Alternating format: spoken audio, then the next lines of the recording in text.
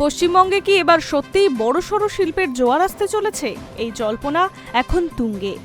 নবান্নে মুখ্যমন্ত্রী শুভেন্দু অধিকারীর সঙ্গে দেখা করলেন আদানি গোষ্ঠীর অন্যতম শীর্ষ কর্ণধার করণ আদানি।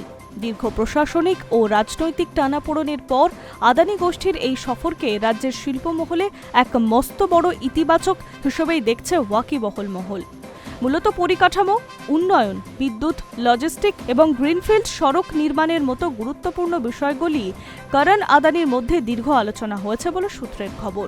যদিও ঠিক কত টাকার বিনিয়োগ হতে চলেছে বা কোন কোন সুনির্দিষ্ট প্রকল্প আসতে চলেছে তা দুই পক্ষের কেউই এখনো আনুষ্ঠানিকভাবে ঘোষণা করেননি।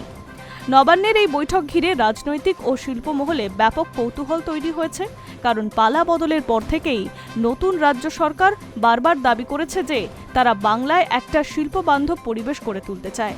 সেই লক্ষ্য পূরণে দেশের অন্যতম শীর্ষ এবং এই বৃহৎ শিল্পগোষ্ঠীর সঙ্গে খোদ মুখ্যমন্ত্রীর বৈঠক অত্যন্ত তাৎপর্যপূর্ণ। রাজ্য প্রশাসনের শীর্ষ স্তরের খবর, পশ্চিমবঙ্গের পরিকাঠামোর ভোলবদল, শিল্পের উপযুক্ত পরিষেবা বাড়ানো এবং দীর্ঘমেয়াদী পুঁজি বিনিয়োগের সুযোগগুলি খতিয়ে দেখতে এই বৈঠকের মূল উদ্দেশ্য।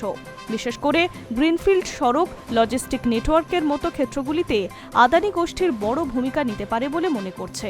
উল্লেখ্য, অতীতে পশ্চিমবঙ্গে আদানি গোষ্ঠীর বিনিয়োগের অভিজ্ঞতা খুব একটা সুখকর ছিল না।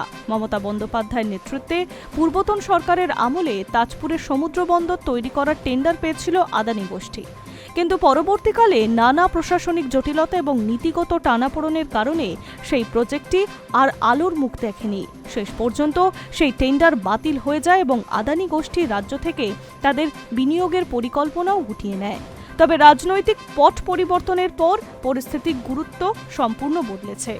অতীতের তিক্ততা ভুলে আদানি গোষ্ঠী আবারও পশ্চিমবঙ্গে বিনিয়োগের অন্যতম সেরা গন্তব্য হিসেবে বেছে নিয়েছে।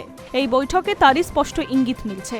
অর্থনৈতিক বিশেষজ্ঞদের মতে আদানির হাত ধরে বন্দর, বিদ্যুৎ, সড়ক বা লজিস্টিকের মতো কোর সেক্টরে বড় বিনিয়োগ এলে রাজ্যে ব্যাপক কর্মসংস্থান তৈরি হবে।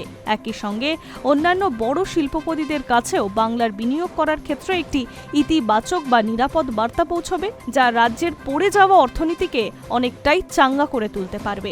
আপাতত এই বৈঠকের পর বড় কোনো ঘোষণা করছে রাজ্যবাসী। High news network.